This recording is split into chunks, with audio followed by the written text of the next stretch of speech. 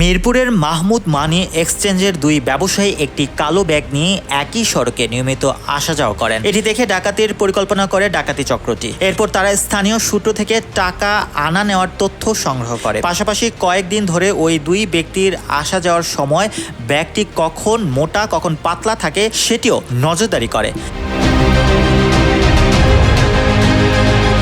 Bag মোটা দেখে ধারণা করে বেশি টাকা আছে।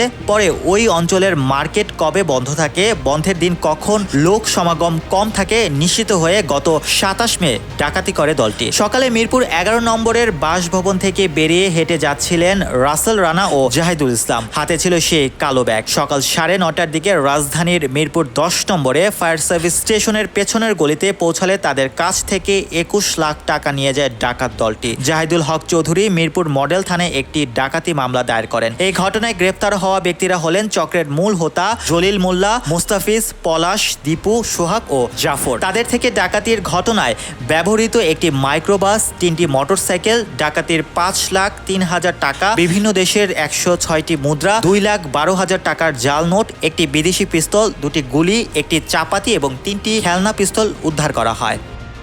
Mohammad Russell, news 21 news desk.